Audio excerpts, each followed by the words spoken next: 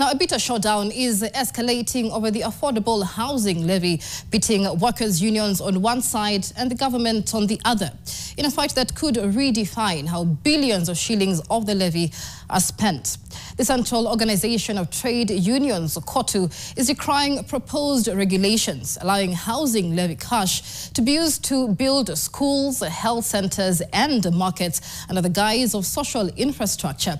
Yet the government says COTU was fully represented. Here's NTV's Ibrahim Karanja with the details.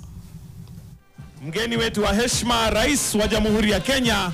Among key flagship projects for the President William Ruto-led Kenya Kwanza administration is the Affordable Housing Project, aimed at providing decent affordable homes to millions of Kenyans. But now, a storm is building up over the billions of shillings raised through the Affordable Housing Levy.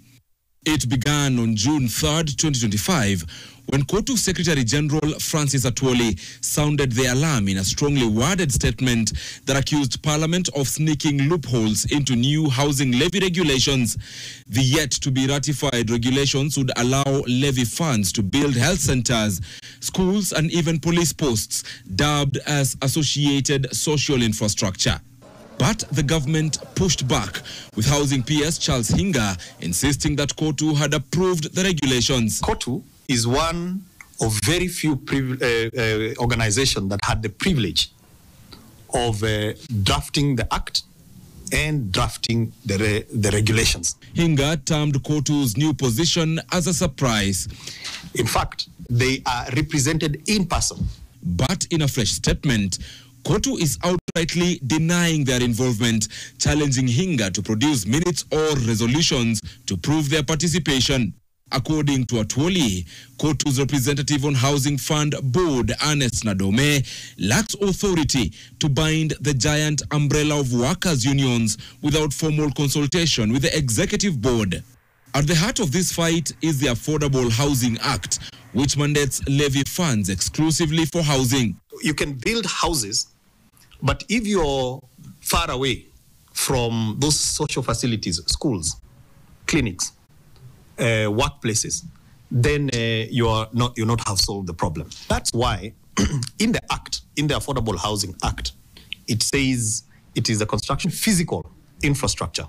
Atwoli says that whereas schools and clinics are important, they are already budgeted for elsewhere, and that allowing the housing levy to be used for such projects will set a dangerous precedent where roads or dams could next siphon housing cash. Atwoli wants President William Ruto to intervene and save the kitty. Ironically, President Ruto has himself publicly championed for the expansion of the housing fund scope. And we are not only using that housing levy kujenga hiyo affordable housing. We are using it to build the market. With COTU now urging President William Ruto to intervene, the question remains on whether the levy cash will remain true to the intended purpose or whether it will be converted into a catch-all funds.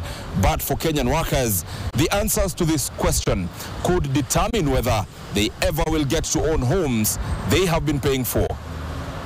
Ibrahim Karanja, NTV in Nairobi.